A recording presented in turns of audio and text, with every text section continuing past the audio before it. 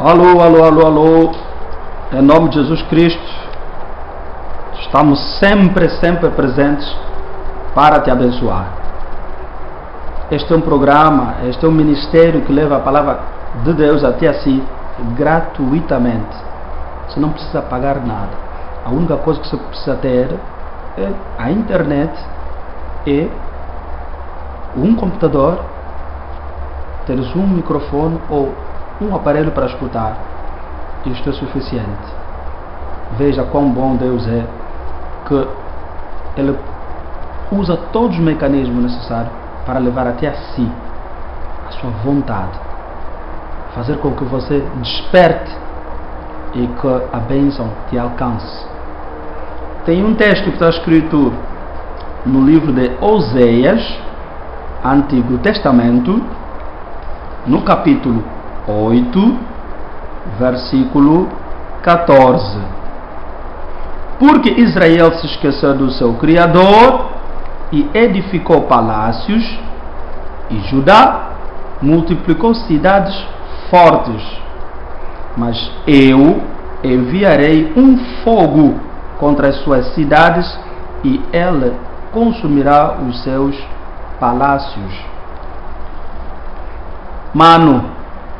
Mana, estamos aqui a falar de uma situação que por vezes nós pensamos que tudo dará certo, enquanto que há um grande tropeço que está em frente. Porque Israel se esqueceu do seu Criador. Israel é aquela pessoa que antes não conhecia o seu Criador, o Deus que lhe fez, mas Deus, pelo seu amor, enviou um profeta anunciando a ele ou a ela, dizendo que tens alguém que te fez, e esta pessoa que te fez chama-se Deus. E não só parou dando esse nome que parece ser universal, ou então um nome que é dado a qualquer pessoa que também pode ser chamado de Deus, porque quando nós tememos alguém, que seja um homem nesta terra, torna-se um Deus para nós, e aquilo que sai dele, a palavra que vem dele, nós só devemos cumprir. Isto é, fazer um homem tornar-se Deus. Como muitos dizem, tem ídolos. Um ídolo é um Deus, é alguém ou alguma coisa que nós devemos um respeito enorme. Mas o que eu quero vos dizer é o seguinte, que quando nós estamos conscientes de que nos tornamos novas criaturas, e que recebemos Cristo como nosso Senhor e Salvador, vindo a abundância de coisas na nossa vida, vindo uma paz enorme na nossa vida, e nos esquecemos do nosso Criador, aquele que nos ensinaram, que chama-se Alfa e Ômega. Irmão, quando nos esquecemos deste que nos criou, deste que nos tirou do pecado, e começamos a fazer dos nossos bens, daquilo que nós temos, muitas vezes nós até fazemos até nossa própria mulher como uma deusa, como uma coisa mais importante. Nosso filho, a quem diz, não posso ir à igreja porque não tenho meio de transporte para a igreja. Você se esqueceu do Deus que você um dia você evocou para que te desse filhos.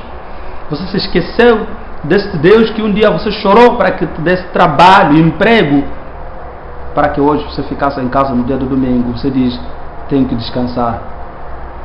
Estás bem enganado, estás bem enganada, porque o Deus que você um dia imploraste e que ouviu a tua súplica e que veio mostrar-se até a si que eu sou o teu Deus, fui eu quem te tirei do Egito, fui eu quem te fiz.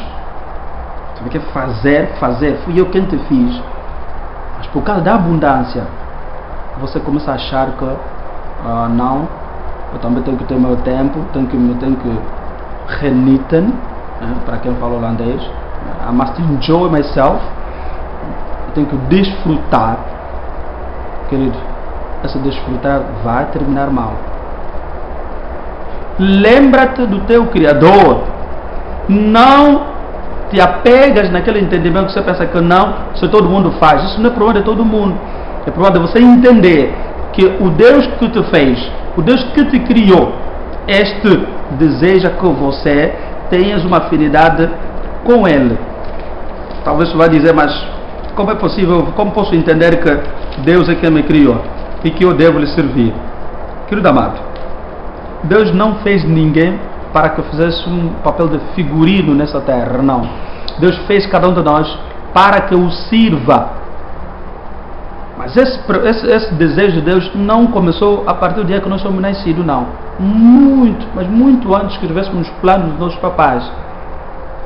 Vamos ler Jeremias capítulo 1 e vamos para o versículo 3. E lhe veio também nos dias de Joaquim, filho de Josias, rei de Judá, até ao fim do ano 11º de Zedequias, filho de Josias, rei de Judá, até que Jerusalém foi levada em cativeiro no 5º mês. Assim veio a mim a palavra do Senhor, dizendo: antes que te formasses no ventre te conheci, e antes que saísses da madre te santifiquei, às nações te dei por profeta. Antes de você ser o que és, antes de você estar na barriga da mamã, Deus já tinha pensado em ti. Deus já tinha sabido que vou fazer uma pessoa com o nome de João, de Fidel, de Milton, de Antônio, de sei lá quem é, não sei como te chamas. E o propósito que Deus fez para contigo não é o propósito de que você seja um escravo do trabalho, um escravo da desbunda, um escravo ou uma escrava de coisas inúteis. Não. Veja aqui o que a Bíblia diz. Antes que te formasses no ventre te conheci, e antes que saísses da madre, da barriga, da ventre da mamã, te santifiquei. Você é santo e santa de Deus. Deus vê em ti muito mais que precioso. Veja só, esse Deus não é bom? Esse Deus não tem bons planos para consigo?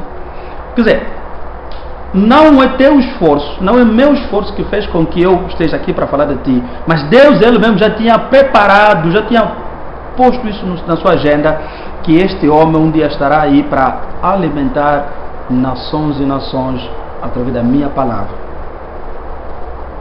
E você diz assim: então disse eu: ah, Senhor Jeová, eis que não sei falar, porque sou uma criança. Esquece que tu não sabes falar, esquece que tu és uma criança, porque o versículo acima, o versículo 5 diz assim: antes que te formasses no ventre te conheci.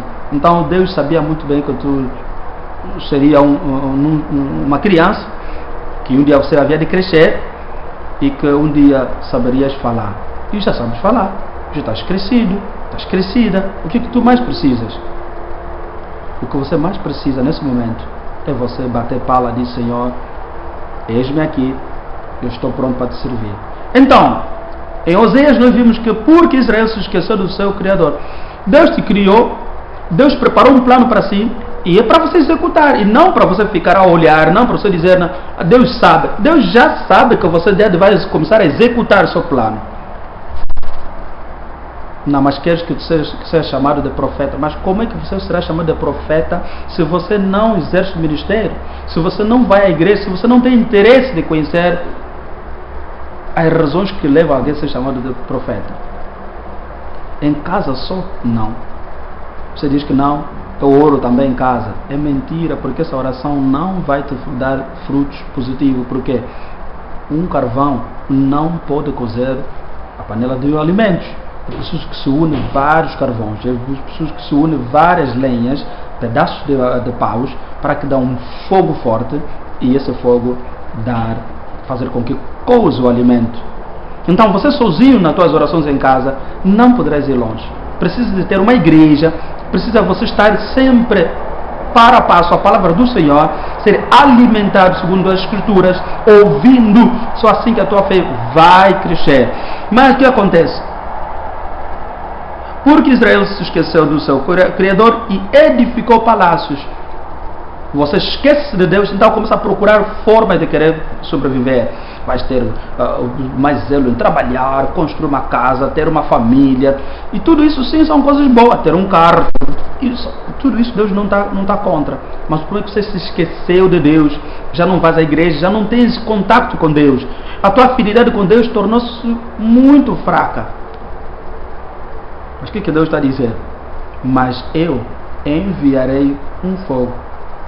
Vem ali um grande desastre naquilo que você tem colocado o teu pensar, teu coração.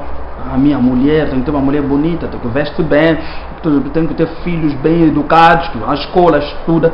Tudo isso um dia você verás que já não fazem parte dos teus pertences. Contra a sua cidade, e ele consumirá os seus palácios. Até a tua casa, até aquela coisa que todo mundo tem te batido palma, dizem, não, realmente, esse homem é forte. Virá um fogo, pode não ser de fogo, mas pode vir uma calamidade, pode ser uma chuva. Eu não estou a profetizar para que isso aconteça na tua vida, estou a dizer que porque você se esqueceu de Deus, então Deus vai permitir com que essa situação aconteça na tua vida. Como pode acontecer na minha vida se eu me esquecer de Deus. Mas se eu sempre me lembrar de Deus, mas nem lembrar só de saber que não, eu sei que Deus existe. Não, lembrar de Deus quer dizer eu estar para a passo com a palavra do Senhor, frequentar a igreja, dar o meu dízimo, as minhas ofertas, ajudar aqueles que precisam, evangelizar, levar ao conhecimento dos outros a palavra de Deus. Isso sim vai fazer com que Deus não permita com que o mal me atinja. Mesmo que eu seja tentado, mas saberei vencer, porque quando eu fazer uma retrospectiva da minha fé, da minha comunhão com Deus, eu direi, Senhor, este vento não tem poder na minha vida. E eu paraliso, eu destruo esse poder no nome de Jesus Cristo. Irmão, quando nós falamos da palavra de Deus, não é para te ameaçar, mas é sim para te dizer, levanta-te, lembra-te que há um Deus, que alguém um dia pensou em você, que alguém um dia disse, tenho bons planos para essa pessoa. Não são planos de maldade, mas planos de paz. Seja abençoado mais uma vez, e nós não nos cansaremos em trazer a palavra de fé até a si.